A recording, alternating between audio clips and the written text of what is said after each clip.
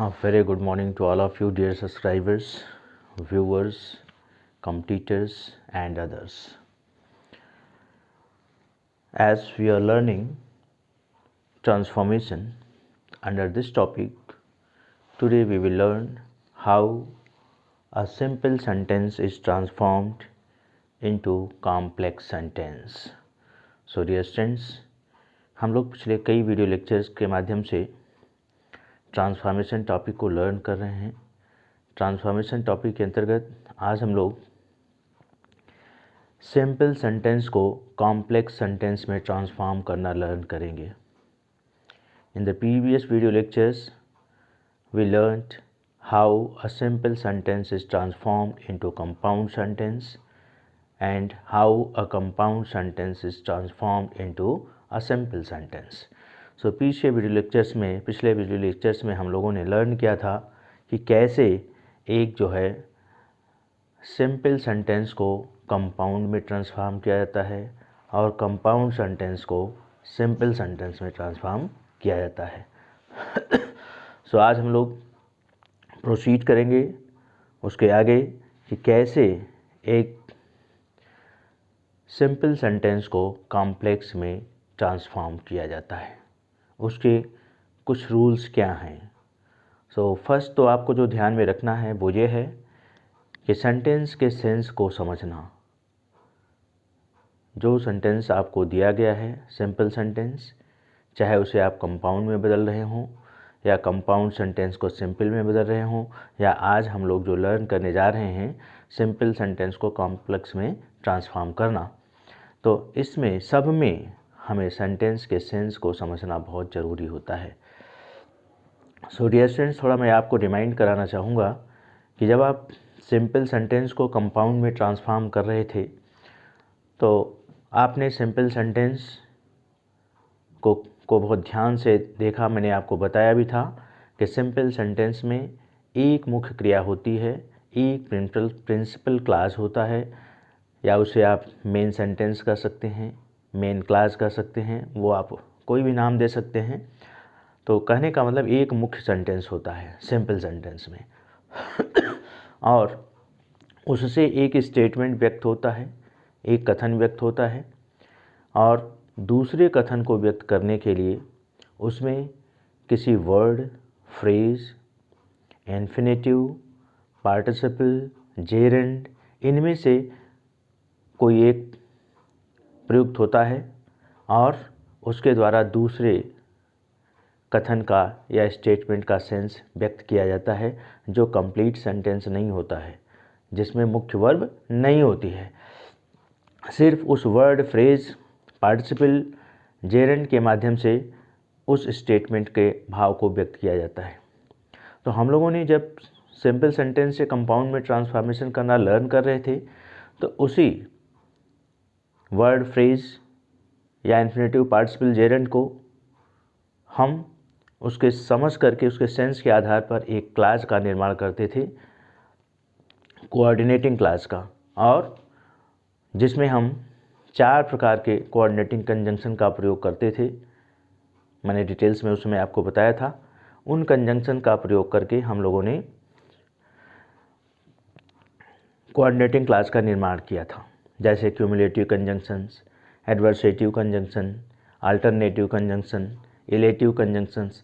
ये 4 प्रकार के जो कोऑर्डिनेटिंग कंजंक्शंस हुआ करते थे, इनका प्रयोग करके हम लोग उस फ्रेज या वर्ड या पार्टिसिपल या आप कह लीजिए जेरेंड या प्रीपोजिशनल फ्रेज, इनको हम एक क्लास में परिवर्तित करते थे और उनमें से जो सूटेबल कोऑर्डिनेटिंग कंजंक्शन होता था, जो 4 प्रकार के कोऑर्डिनेटिंग कंजंक्शन हमने अभी जस्ट आपको रिमाइंड कराया उसका प्रयोग करके सिंपल सेंटेंस को कंपाउंड में ट्रांसफॉर्म कर देते थे। तो इस प्रक्रिया से हम सिंपल सेंटेंस को कंपाउंड में ट्रांसफॉर्म करना लर्न किए थे।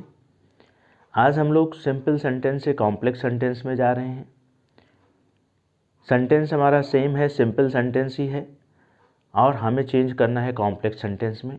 तो कॉम्प्लेक्स सेंटेंस में चेंज करने के लिए, किसी भी सिंपल सेंटेंस को ट्रांसफॉर्म करने के लिए हमें जो है 3 टाइप के कंजंक्शन का प्रयोग करके या 3 टाइप के एग्जाम्पल्स मिलते हैं जिनको हम सिंपल से कॉम्प्लेक्स में ट्रांसफॉर्म करते हैं। उनका जो ट्रांसफॉर्म करने का तरीका है सिंपल से कॉम्प्लेक्स में, उस सिंपल सेंटेंस के भाव के अनुसार, सेंस के अनुसार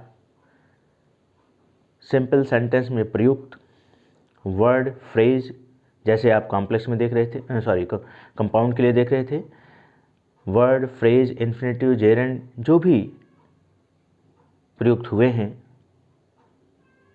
प्रिंसिपल क्लास के अलावा, मेन सेंटेंस के अलावा, उसको हम नाउन क्लास में बदलकर सिंपल से कॉम्प्लेक्स में ट्रांसफॉर्म कर सकते हैं। एडजेक्टिव क्लास में बदलकर सिंपल से कॉम्प्लेक्स में ट्रांसफॉर्म कर सकते हैं।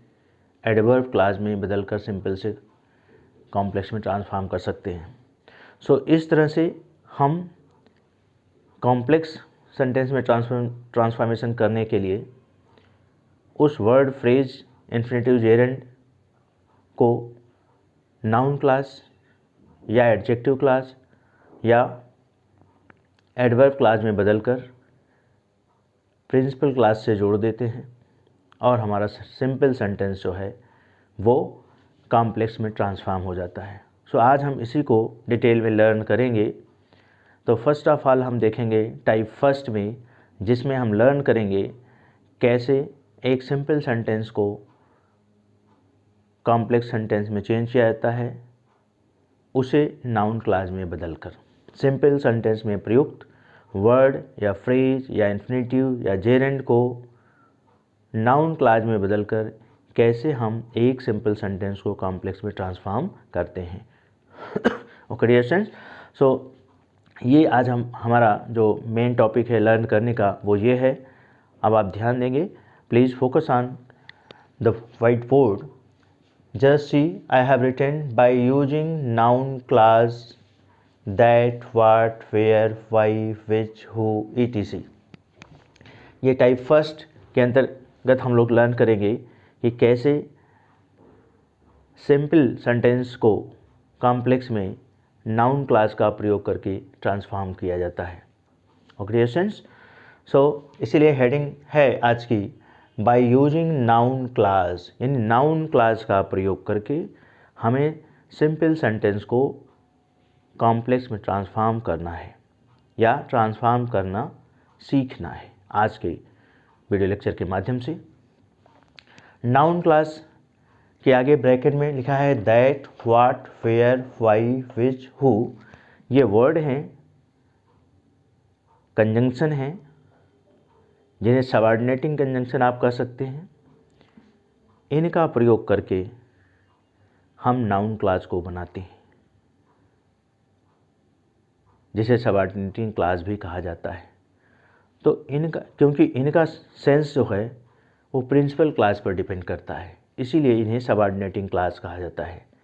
कंपाउंड सेंटेंस बनाते समय आप कोऑर्डिनेटिंग क्लास का निर्माण करते थे कोऑर्डिनेटिंग कंजंक्शन के द्वारा।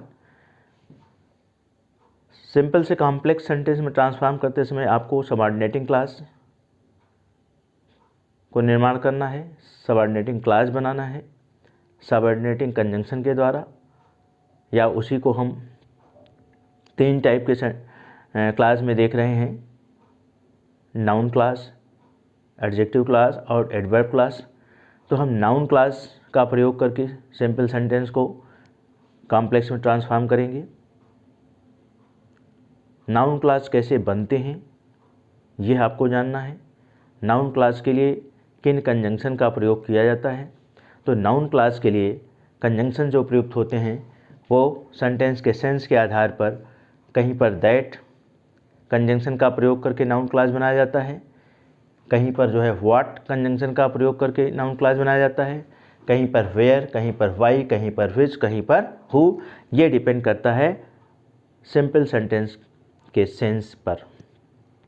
उसमें प्रयुक्त फ्रेज, वर्ड, इन्फिनेटिव, पार्टिसिपल या जेरेंड जो भी उसमें प्रयुक्त हुआ है उसके सेंस पर और मेन सेंटेंस यानी प्रिंसिपल क्लास के सेंस पर डिपेंड करता है कि हमें किस कंजंक्शन का प्रयोग करके नाउन क्लास को बनाना है और नाउन क्लास बना करके सिंपल सेंटेंस को कॉम्प्लेक्स में ट्रांसफॉर्म करना है। ओके स्टूडेंट्स, तो इस तरह से हम लर्न करेंगे, एग्जाम्पल के द्वारा समझने की कोशिश करेंगे कि किस एग्जाम्पल में कहाँ पर किस कंजंक्शन के द्वारा नाउन क्लास बनेगा। नाउन क्लास के बारे में थोड़ा और हम आपको बताना चाहेंगे। नाउन क्लास का जो फंक्शन होता है, यह सेंटेंस में सब्जेक्ट के किसी वर्ब के सब्जेक्ट के रूप में प्रयुक्त हो सकता है नाउन क्लास, और किसी वर्ब के ऑब्जेक्ट के रूप में प्रयुक्त हो सकता है, किसी प्रीपोजिशन के ऑब्जेक्ट के रूप में प्रयुक्त हो सकता है, और यह नॉमिनेटिव केस में प्रयुक्त हो सकता है। तो ये है नाउन क्लास का फंक्शन। आइए हम लोग एग्जाम्पल के हेल्प से देखते हैं, ट्रांसफॉर्म करने की कोशिश करते हैं नाउन क्लास का प्रयोग करके।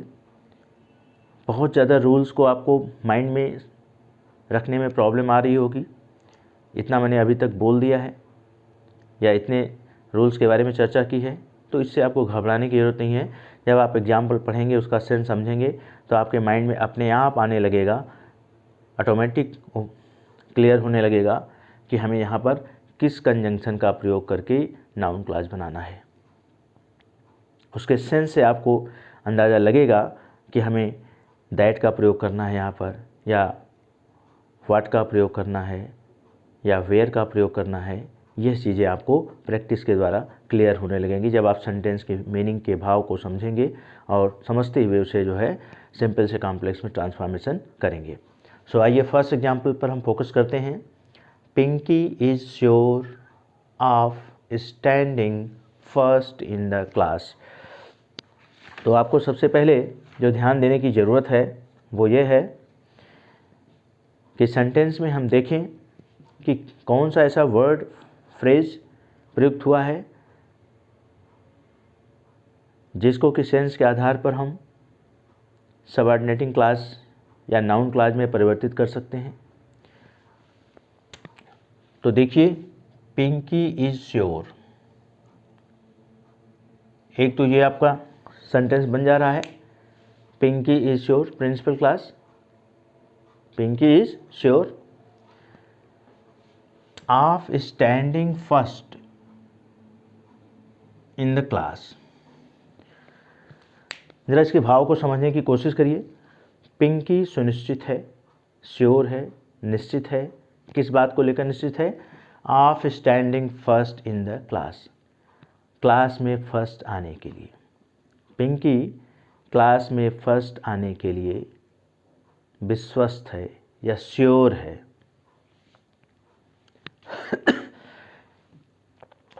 पिंकी श्योर है, ये एक आपका प्रिंसिपल क्लास हो गया। किस बात के लिए श्योर है?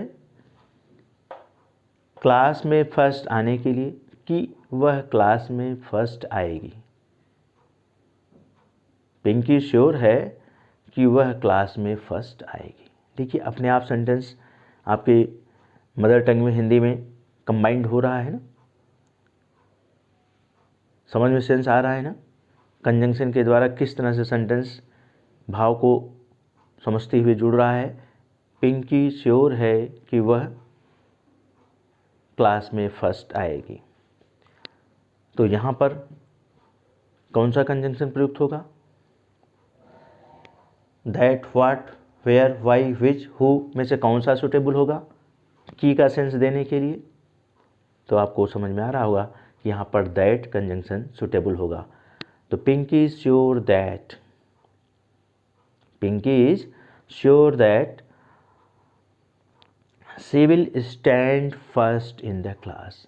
पिंकी श्योर है कि वह क्लास में प्रथम आएगी।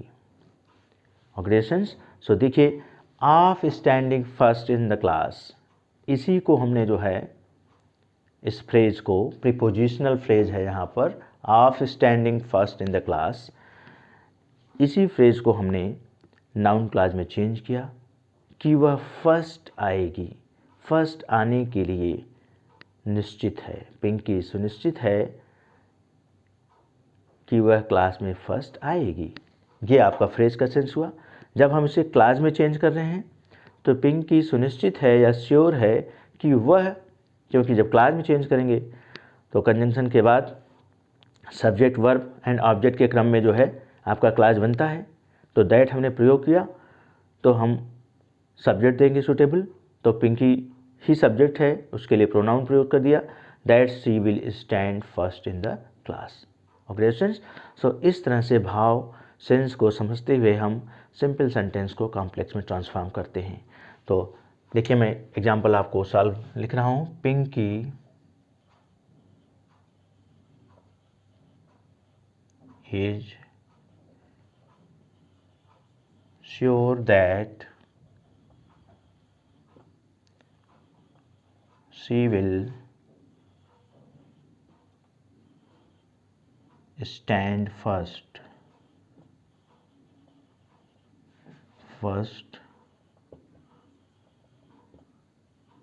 in the class। ये इन द क्लास यहीं से लिखना है। Pinky is sure that she will stand first in the class. I hope कि आपको क्लियर हो रहा होगा। सो इसी तरह से आप उस फ्रेज को समझने की कोशिश करेंगे और फ्रेज को या जेरेंड को या वर्ड को आप सेंटेंस को पढ़ के समझने की कोशिश करेंगे कि प्रिंसिपल क्लास के अलावा कौन सा ऐसा वर्ड है, कौन सा ऐसा फ्रेज है जिसको हम एक क्लास में चेंज कर सकते हैं सेंस के आधार पर, और किस सूटेबल कंजंक्शन का प्रयोग किया जा सकता है। यह समझ करके आप जो है सेंटेंस को नाउन क्लास में चेंज करेंगे और फिर जो है वो आपका सेंटेंस ट्रांसफॉर्म हो जाएगा। आइए हम लोग सेकंड एग्जाम्पल को समझने की कोशिश करते हैं। सेकंड एग्जाम्पल में देखिए, the news of their coming is not true. The news of their coming, the news of their coming is not true. देखिए यहाँ से थोड़ा सा सेंटेंस में आपको समझने में प्रॉब्लम आ रही होगी कि यहाँ प्रिंसिपल क्लास क्या है। तो ध्यान दीजिए, the news is not true, ये प्रिंसिपल क्लास है, बीच में जो है आपका प्रीपोजिशनल फ्रेज आ गया है। The news is not true, prepositional phrase बीच में आ गया है सिंपल सेंटेंस के। तो इस पर आपको विशेष रूप से ध्यान देने की ज़रूरत होगी समझने की कि कभी कभी फ्रेज हमारा जो है या जेरेंड जो है या पार्टिसिपल जो है, इन्फिनेटिव जो है, यह सेंटेंस में बिगिनिंग में भी आ सकता है, सेंटेंस के लास्ट में भी आ जाता है, बीच में भी आ जाता है। तो यह आपको खुद सेंटेंस को पढ़ के समझना होगा कि वह कौन सा फ्रेज या वर्ड प्रयुक्त है जिसको कि हम एक क्लास में चेंज कर सकते हैं, नाउन क्लास में बदल सकते हैं, कंजंक्शन का, सूटेबल कंजंक्शन का प्रयोग करते हुए। तो आपका जो प्रिंसिपल क्लास है क्या है, the news is not true. समझने की कोशिश करिए, the news is not true, यानी यह न्यूज़ सत्य नहीं है। कौन सा न्यूज़ सत्य नहीं है? ऑफ देयर कमिंग, उनके आने का, उनके आने का न्यूज़ सत्य नहीं है। द न्यूज़, समाचार कि वे आएंगे सत्य नहीं है। समाचार कि वे आएंगे सत्य नहीं है। सेंटेंस समझिए, the news is not true, news सत्य नहीं है। कौन सा न्यूज़? ऑफ देयर कमिंग, उनके आने का, यानी द न्यूज़, समाचार कि वे आएंगे सत्य नहीं है। ये आपका कॉम्प्लेक्स में ट्रांसफॉर्म सेंटेंस हुआ। The news that they will come is not true, the news that they will come is not true. Okay students, so इस तरह से आपका सेंटेंस चेंज हुआ, the news that they will come is not true.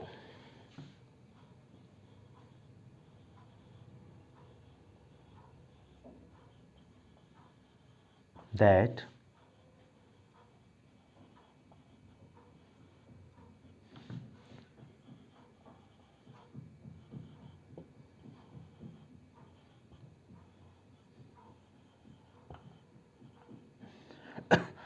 the news that they will come is not true।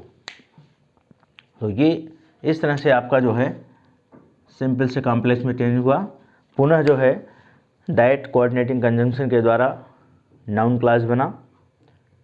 समाचार कि वे आएंगे सत्य नहीं है, समाचार सत्य नहीं है कि वे आएंगे। The news is not true that they will कम, इस तरह से भी बन सकता है। समाचार सत्य नहीं है कि वे आएंगे, या समाचार कि वे आएंगे सत्य नहीं है।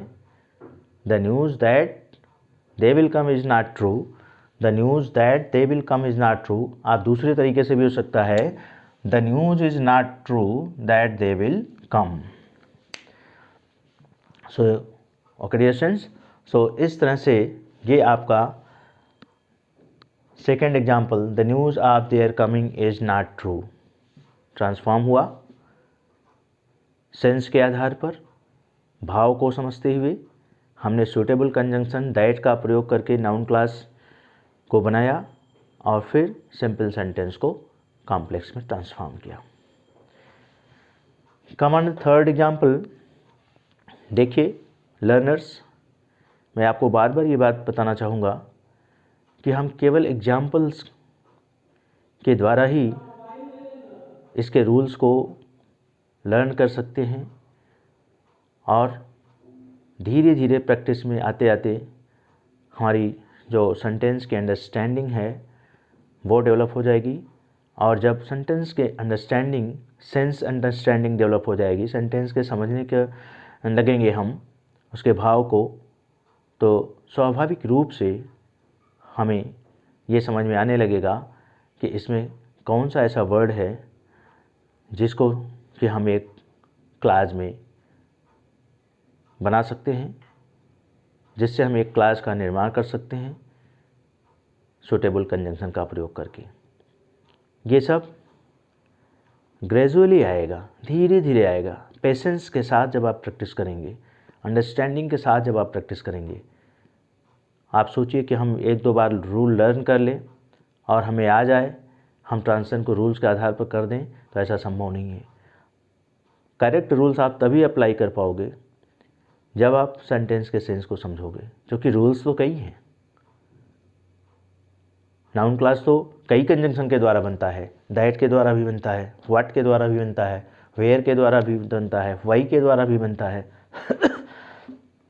तो इसको तब आप समझ पाएंगे कि किस कंजंक्शन के द्वारा हम जो है नाउन क्लास को बनाए तो यहाँ पर सेंटेंस का सेंस सेम रहेगा, सेंस में परिवर्तन नहीं होगा। यह तभी आ पाएगा जब आप ज़्यादा से ज़्यादा एग्जाम्पल्स को सॉल्व करने की कोशिश करेंगे। मैं आपको 4 एग्जाम्पल्स के द्वारा बहुत आसानी से धीरे धीरे समझाने की कोशिश कर रहा हूँ। इसी तरह से आप जो भी एग्जाम्पल्स करिए, प्रैक्टिस में करिए, उसके सेंटेंस के भाव को समझने की कोशिश करते हुए आप जो है ट्रांसफॉर्मेशन करेंगे तो आपका ट्रांसफॉर्मेशन सही होगा।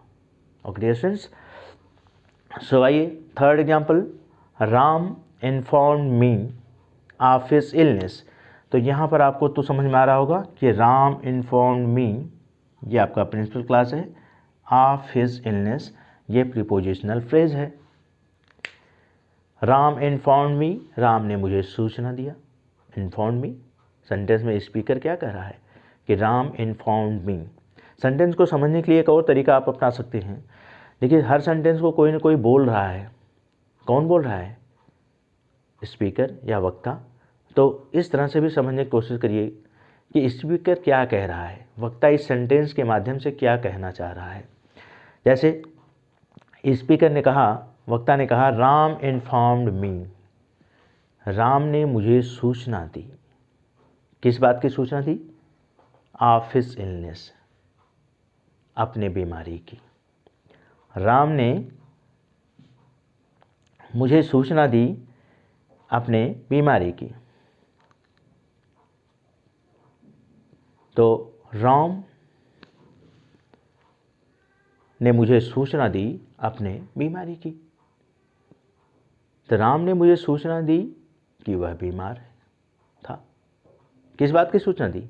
कि वह बीमार था। यहाँ पर भी की का सेंस आ रहा है ना? तो राम ने मुझे सूचना दी कि वह बीमार था। फिर से आपको की का सेंस मिल रहा है। फिर आप दैट का प्रयोग करके जो है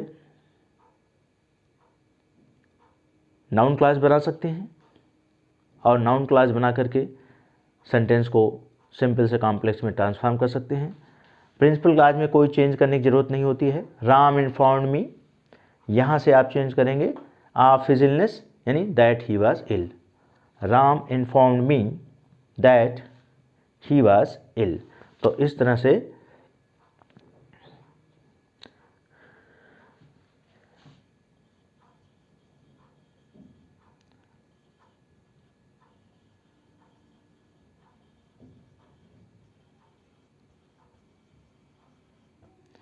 Ram informed me that he was ill, या अगर डायरेक्ट आप जो है इसको स्पीकर के शब्दों में देखें तो Ram informed me that he was ill. Speaker क्या बता रहा है? कि राम ने मुझे सूचना दी अपने बीमारी की। तो राम ने मुझे सूचना दी कि वह बीमार था। ये हुआ आपका नाउन क्लास, कि वह बीमार था। Ram informed me that he was इल।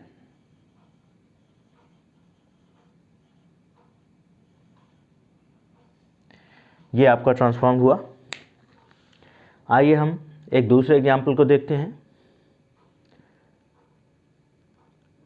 जहाँ पर दूसरे कंजंक्शन की सहायता से नाउन क्लास बनेगा। Please tell me his age. Main sentence को देखिए, please tell me his age. Sentence में स्पीकर क्या कह रहा है? कृपया मुझे उसकी उम्र बताइए। Please tell me his age. तो ये जो हिज एज है, यहाँ प्रीपोजिशन नहीं लगा है, जबकि ये फ्रेज ही है, कॉम्प्लीमेंट है of his age. Please tell me of his age. यहाँ प्रीपोजिशन ऑफ लगा नहीं है, लेकिन उसका हिडन सेंस है कि कृपया मुझे उसकी उम्र के बारे में बताइए। अब इसको हम एक कृपया मुझे बताइए, यह आपका प्रिंसिपल क्लास है। क्या आप जानना चाह रहे हैं उसकी एज के बारे में, कि उसकी एज क्या है? आप क्या जानना चाह रहे हैं? उसकी एज क्या है। स्पीकर क्या जानना चाह रहा है? कि उसकी एज क्या है। क्या है, क्या का सेंस आ रहा है? उसकी एज क्या है, यह स्पीकर जानना चाह रहा है। What his age is. तो आपका जो यहाँ पर नाउन क्लास बन रहा है वो दैट से नहीं, किससे बन रहा है? क्या से। उसकी एज क्या है, what his age is. Okay students, so इसी तरह से जब आप सेंटेंस के सेंस को समझेंगे तो आपको समझ में आता जाएगा, और आप जो ये कंजंक्शंस दिए हुए हैं इनमें से सूटेबल कंजंक्शन का प्रयोग करके सेंटेंस को ट्रांसफॉर्म कर लेंगे। तो please tell me what his age is. ये आपका ट्रांसफॉर्म सेंटेंस हुआ।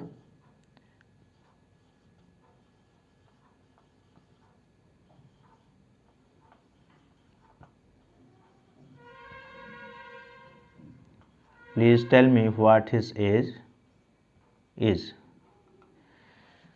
ओके स्टूडेंट्स, सो इस तरह से ये आपका सेंटेंस हुआ। और मैं एक एग्जाम्पल के माध्यम से आपको समझाने की कोशिश कर रहा हूँ। यहाँ पर आपने देखा कि कैसे व्हाट के प्रयोग के द्वारा नाउन क्लास बनाकर सिंपल सेंटेंस को कॉम्प्लेक्स में ट्रांसफॉर्म किया गया। आइए हम एक एग्जाम्पल और करते हैं। आपने अभी तक 4 एग्जाम्पल किया है, आइए हम एग्जाम्पल नंबर 5 को करते हैं। Just wait.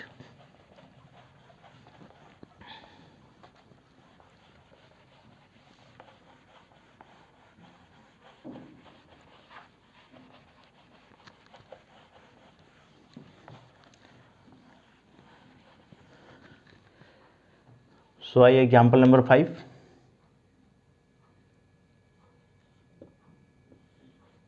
Tell me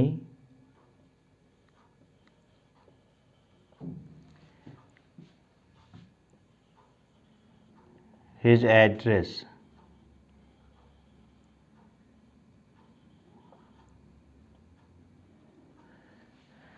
tell me his address। Speaker क्या सेंटेंस से बोलना चाह रहा है?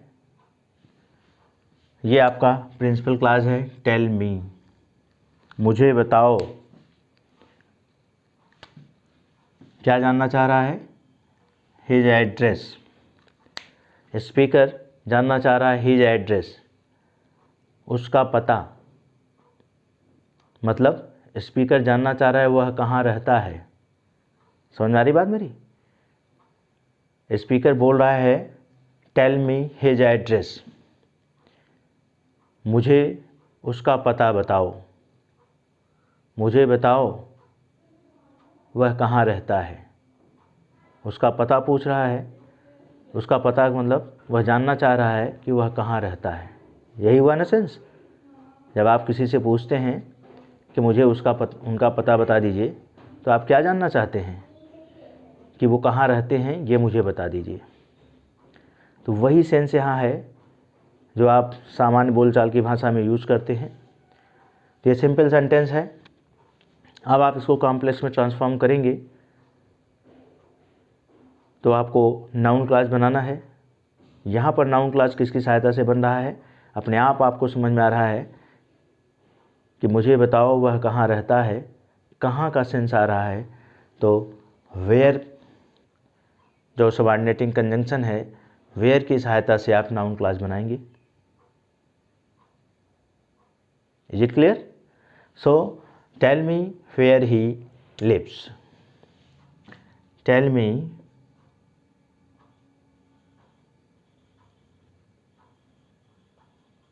where he lives।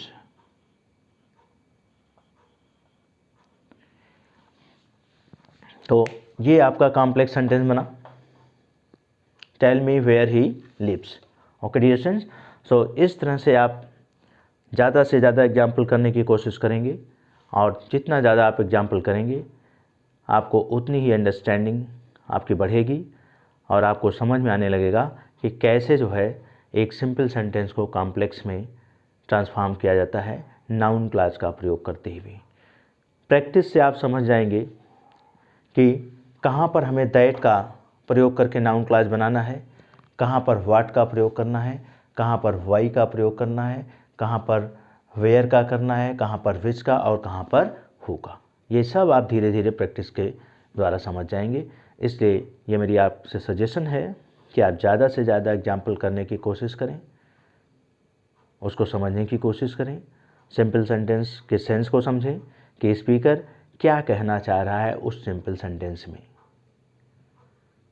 जब उसके भाव को समझ में आ जाए तो अपने आप आपको लगेगा कि यहाँ पर जो है हम इस कंजंक्शन के द्वारा नाउन क्लास को बना सकते हैं, और नाउन क्लास को बनाकर सेंटेंस को ट्रांसफॉर्म कर सकते हैं, और सेंटेंस के ट्रांसफॉर्मेशन में, सिंपल से कॉम्प्लेक्स में ले जाने में सेंटेंस की मीनिंग में कोई परिवर्तन नहीं होगा।